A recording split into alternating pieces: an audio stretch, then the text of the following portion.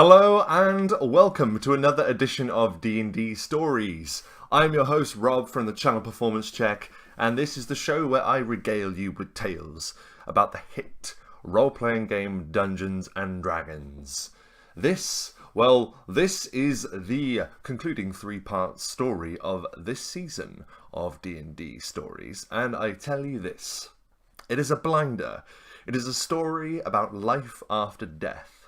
It is a story about coming to terms with sometimes things change, and sometimes you can't do anything about that. This is the story of Theodrex and Droskor as they return to the material plane.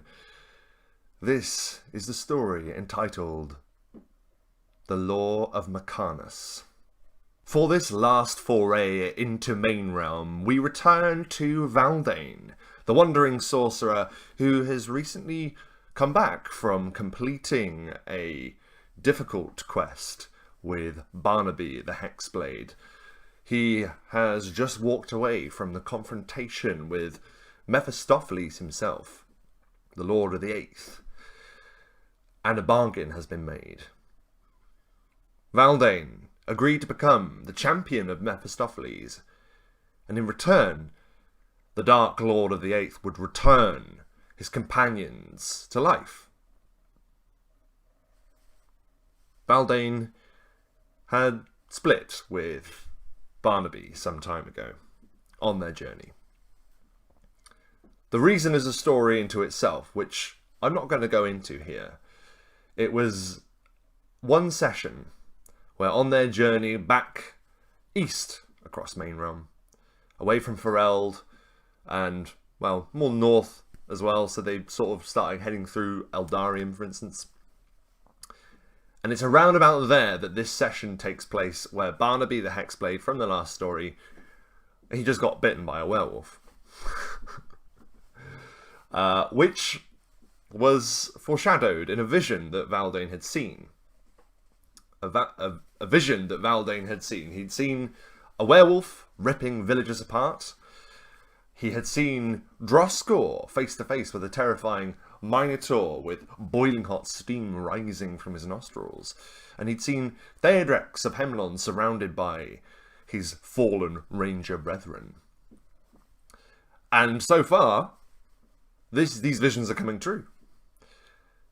Barnaby essentially got bitten by a werewolf.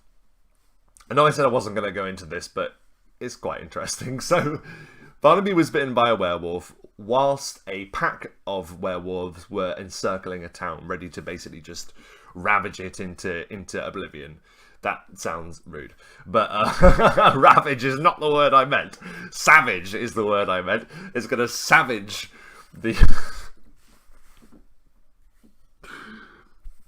the werewolf pack is going to savage the town out of existence. They're just going to rip them apart. All right. And Barnaby decided to join them, basically.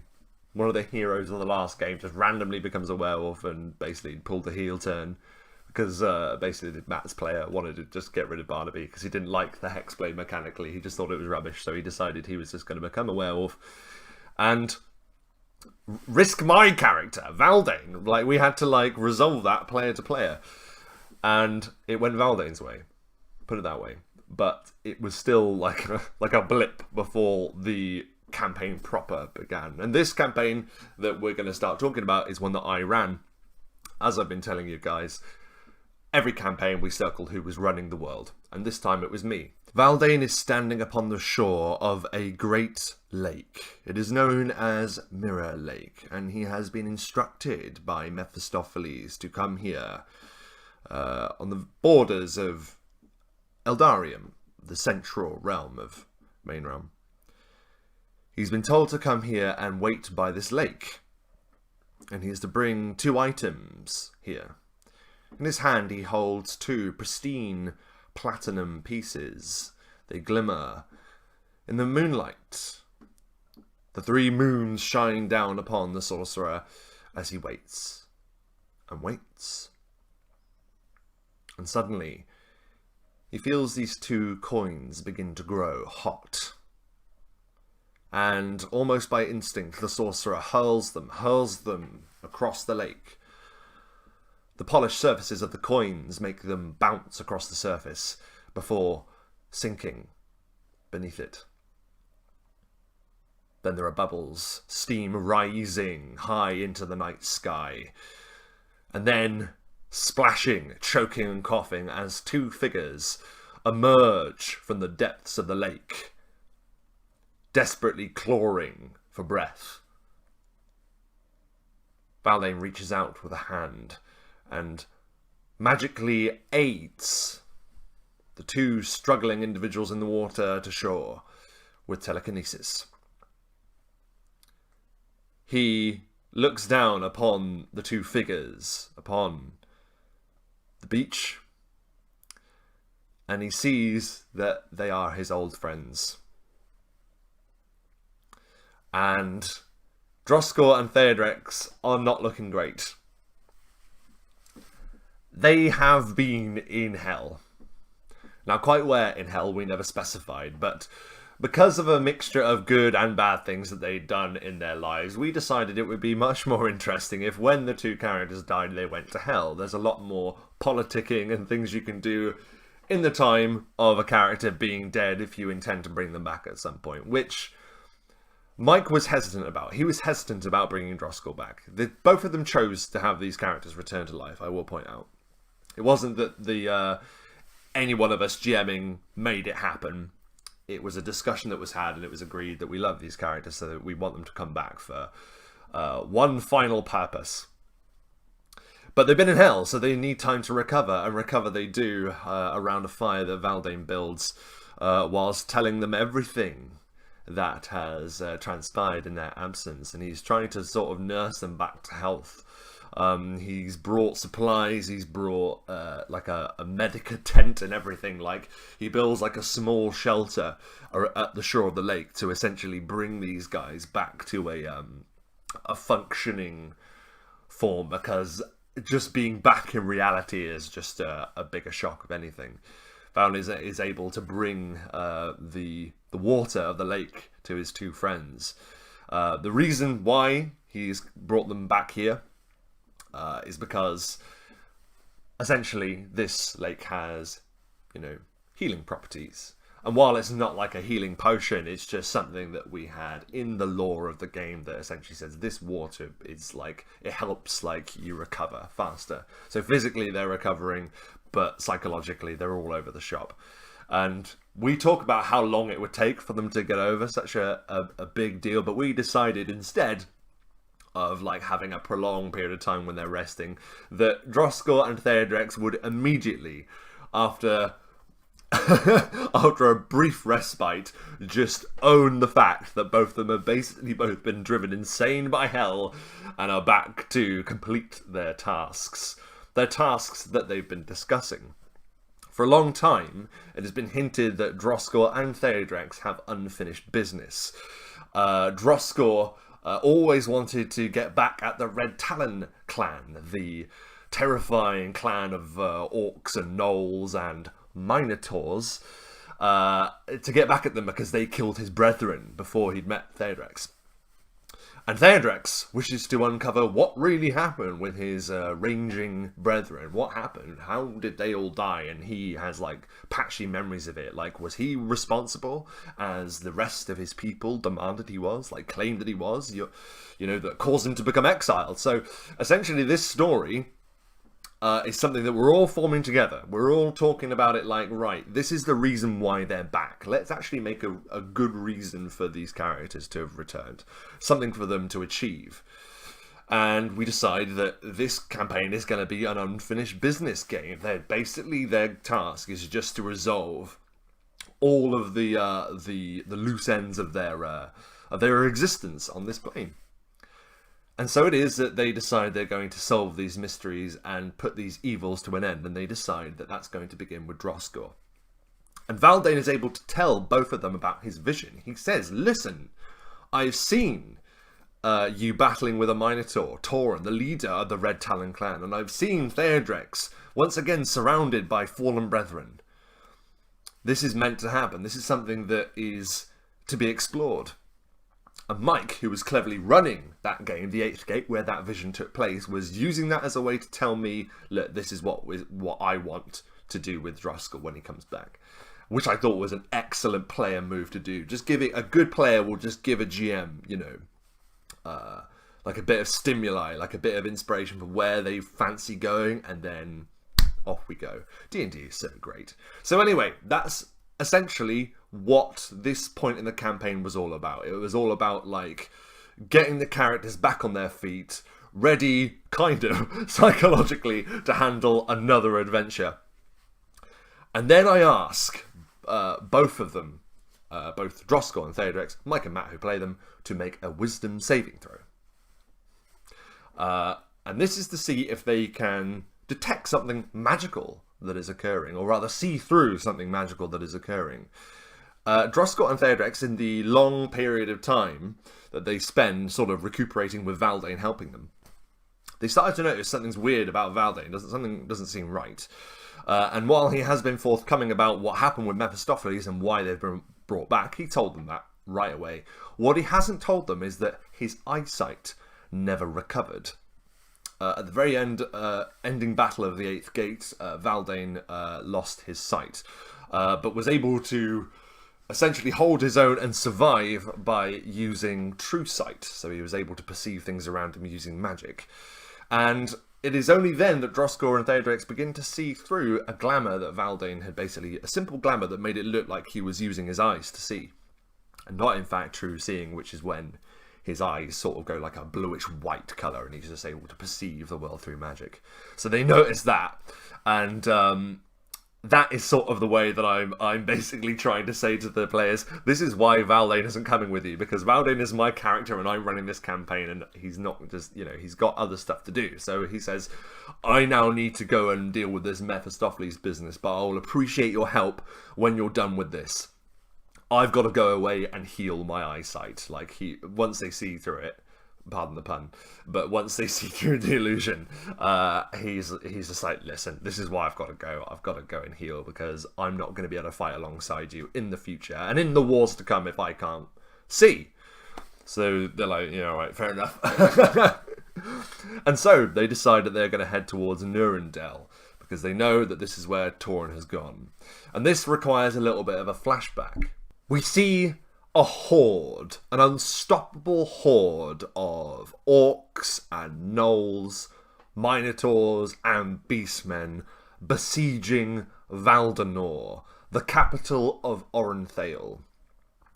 We have returned. We've gone back in time in this flashback, as flashbacks tend to do, to the battle of the very first story that I told on this channel, The Shroud. And this colossal horde is smashing against the walls of Valdane. And at the head of the charge is a great warrior, Turin, the Minotaur Lord. He is bringing terrifying cleavers, one in each hand, down against opponents as he's scaling the wall, trying to get to the top. He's just cutting through people as he finally reaches the wall's summit, killing guard after guard, soldier after soldier, in their desperate attempt to stop the horde of mercy from just butchering the entire city. The Minotaur looks up all of a sudden, his keen senses detecting something upon the wind. With fury in his eyes, he sees through his bloodlust a shape in the sky, and his pupils dilate as Turin the Minotaur Lord perceives a vast red dragon descending upon the walls. If you've seen the first story, you'll remember this was Dracnus, who had taken a draconic form to bring TheWriter and Driscoll to the battle in time. And Turin witnesses the defeat of his horde and of his clan and all other clans of the Mercylands, just handily defeated by these two dragon warriors. They are later noted in that particular city. and the power of Drachnus, who is just throwing siege towers with his mind. Turin sees this and is suddenly realizing that the tide is turning. More soldiers are around him, and this Minotaur is driven off the wall itself. He is stabbed relentlessly by spears and hit with crossbow bolts, and he falls from the wall and lands broken and defeated. He is able to claw away, and with remnants of his clan, they flee north into the wilderness. It is now some nights later after the battle, and Turin is in an awful lot of pain, and he's dying. He is hemorrhaging certain organs, and he hasn't got long. Minotaur shamans surround him. The leader of the Red Talon clan has many different accolades and followers, and these Minotaur shaman are chanting in an attempt to make a cleansing ritual, heal their leader back to form. But it isn't going well. Turin gives a frustrated growl and roar as he seizes one of these shamans by the throat and crushes the life from it. A Minotaur that can just crush the life out of another Minotaur with one hand is definitely something you need to be careful around. The Minotaur chieftain knows that the end is near, and then he spots something moving behind the shamans, and with a roar he points at the approaching stranger. There is a man standing there in sleek leather armor and a long cloak with a hood that, obfuscates his face, The cloaked figure has a sword at his side and a pristine bow upon his back, along with a quiver. The figure inclines his head as a mark of respect. Lord Turin of the Red Talon clan, I wish to speak with you. I have a proposal for you. The man's voice is calm and slow and methodical. The Minotaur has no patience for this and gives another roar, but the figure before him doesn't flinch, doesn't move. As I understand it, your forces suffered a great defeat.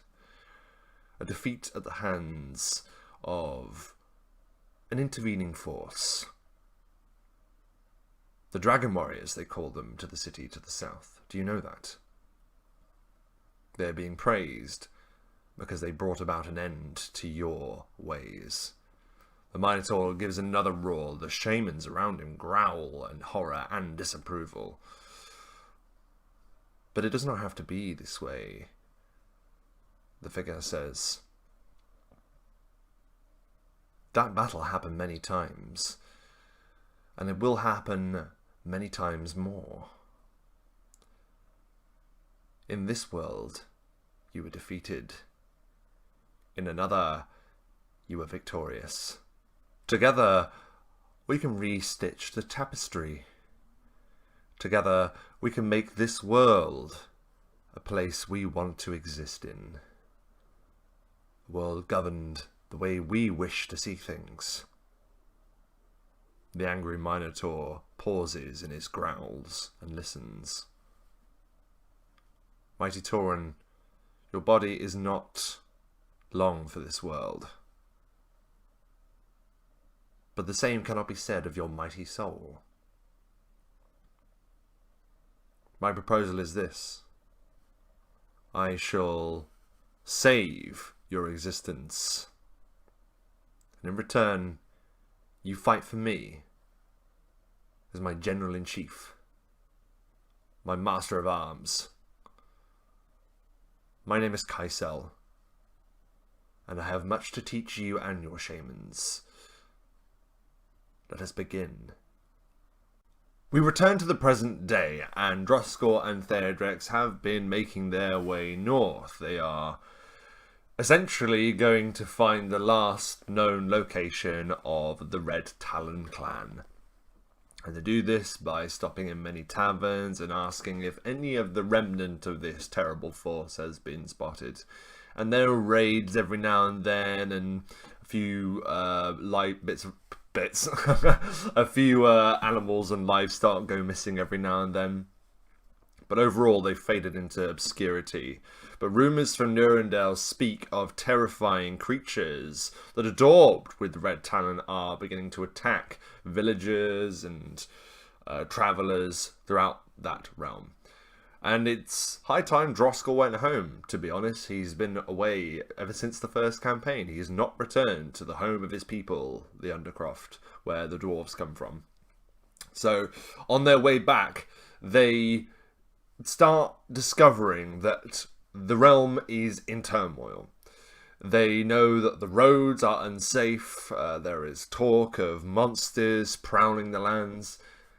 The realm of Nurendale is in a critical position currently. It's just in turmoil. And while human settlements in the area are struggling, no help or assistance comes from the Undercroft. The halls of the dwarves has gone silent. And this troubles Droskell greatly also. In fact, this is more of a reason to return than to hunt down the Red Talon clan for revenge. And he finds himself pressing north with his friend Theodrex, who asks questions about the realm. Droskell explains that the Undercroft is a vast dwarven city that lies beneath the mountains. And he also explains about a tall mountain that is to the northeast of the realm. It is known as Thundertop, and Droskell regales Theodrex with tales of amazing weapons that are created when the lightning strikes, and that energy is channeled through the mountain into a great thunder forge at its heart. And they wonder about whether they should pay that place a visit or not. They've been using their trusty weapons and upgrading them and getting new weapons and things like that for some time, but to have weapons forged with the power from lightning itself, that sounds pretty cool to them, and they make a mental note that they're going to stop by there.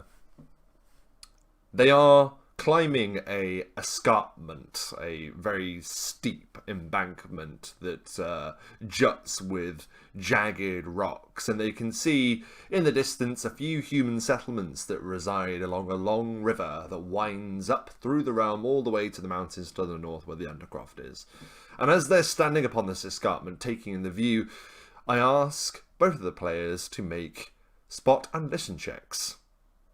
They are standing upon a rock face at the top of this escarpment that it kind of looks like, if you'll imagine, the rock platforms that the Fellowship are resting upon in Fellowship of the Ring before they have to hide from the spies of Isengard. You know, those huge rocky boulders at the top of a cliff or whatever. They're basically on something like that. And it is from those checks they're able to hear a terrifying sound. A guttural roar erupts from just behind them, and they whirl about to see a creature that looks like an orc in every respect but one. It has terrifying muscles, long black hair, sharp-looking tusks jutting from its mouth. But its skin is crimson. Crimson like blood. These blood-red orcs just erupt from around the corner, spotting our heroes and charge them. Initiative is rolled, and a bloodthirsty battle erupts upon the top of this rock face. Droskell is swinging his Urgrosh left and right, using the spear end to impale one and then swing the axe head up into another creature's jaw. Theodrex fires 3 shots simultaneously with magic arrows that detonate upon impact, killing 3 in one go.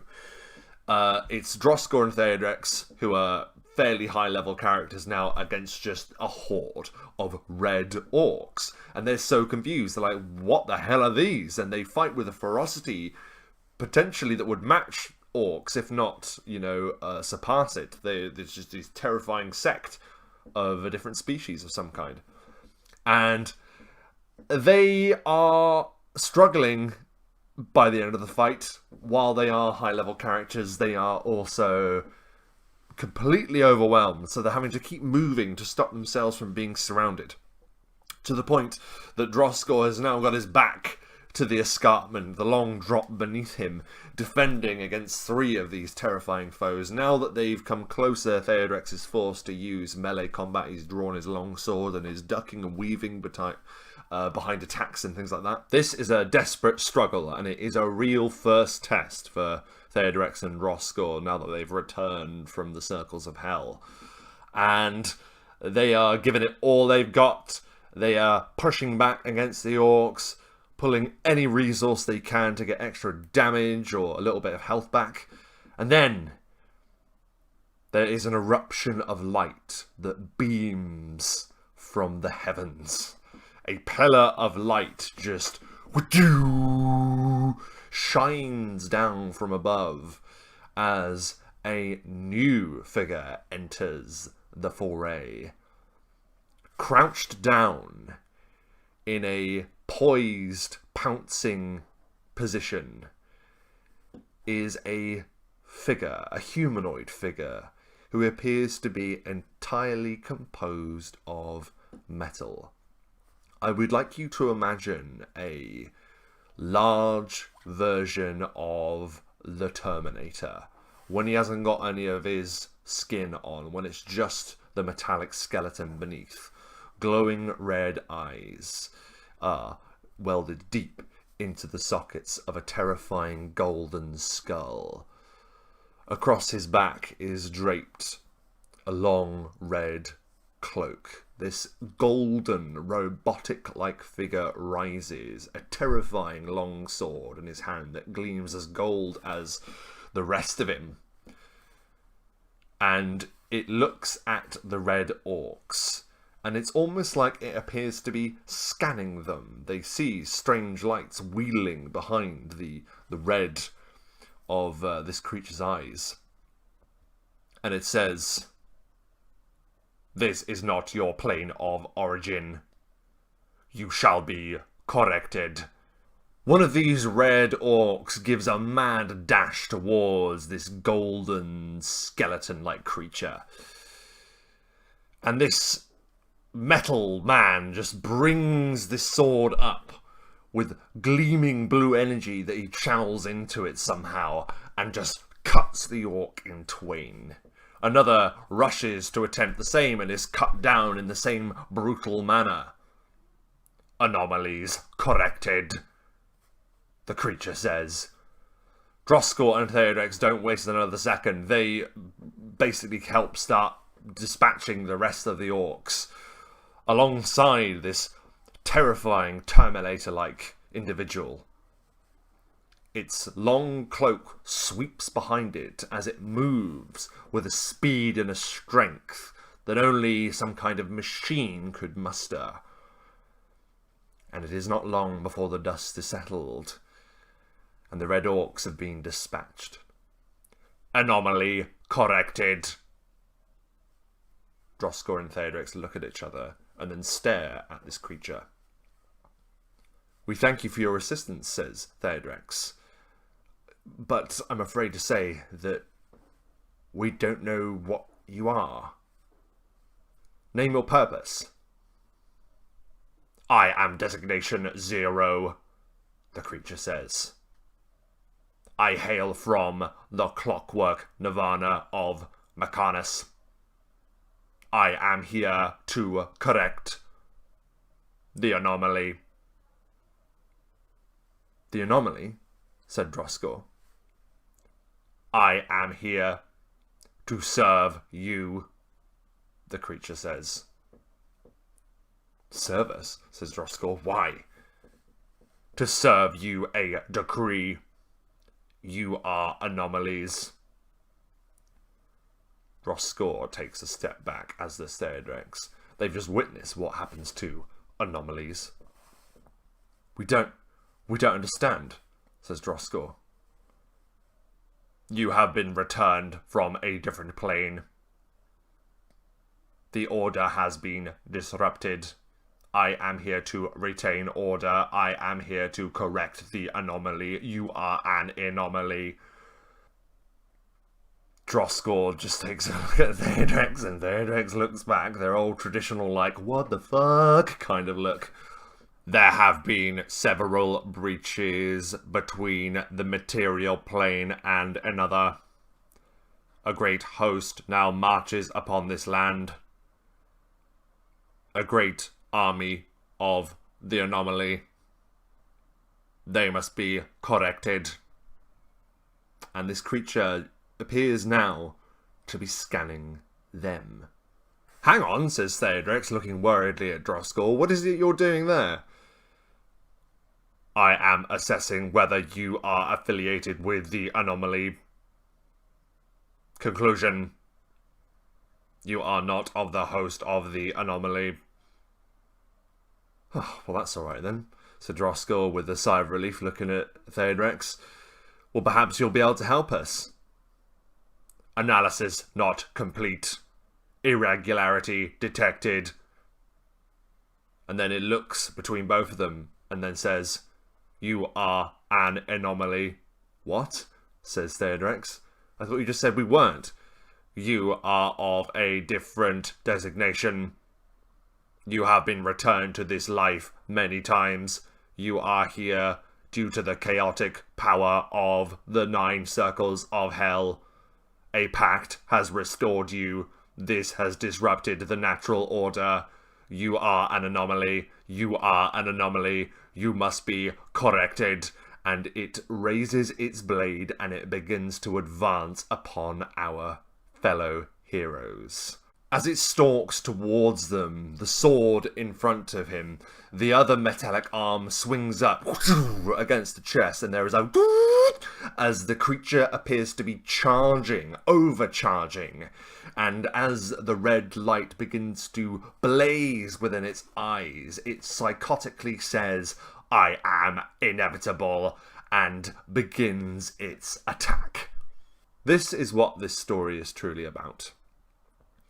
This story is about Droskor and Theodrex trying to finish their unfinished business, as I stated before. What I might have neglected to mention is that because Theodrex and Droskor have been brought back so many times, this has not gone unnoticed. Across the planes of the multiverse, there are many beautiful, strange, mysterious, and dangerous worlds.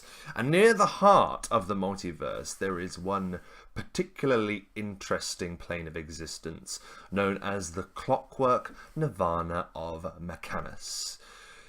This is home to the Inevitables, a race of creatures, a diverse race of creatures that cross between different dimensions to uphold the general law of the multiverse. This Inevitable, while targeting these red orcs who seem to be from another place, has now found a new target. A target brought back by Devil's Magic. 2 targets, in fact, brought back by Devil's Magic that are an affront to the natural law of the multiverse. And that paints a huge target upon them. This is the story of Theodrex and Droskor, who will now be racing against time to fulfill their purpose, their final purpose, before they are hunted down Terminator style by the Inevitables. Da-dan, dan, da-dan. Na na na na na na ra-dan, dan, da-dan. That is the end of this particular edition of D&D Stories. I hope you've enjoyed it. Why not return next time for part 2 of the Law of Mechanus, where we shall discover if our heroes are successful or succumb to the purity of law. Thanks for watching, and remember, keep gaming. Thanks for watching. Be sure to check out the D&D Stories Facebook, Patreon, and t-shirts on Redbubble. Keep gaming!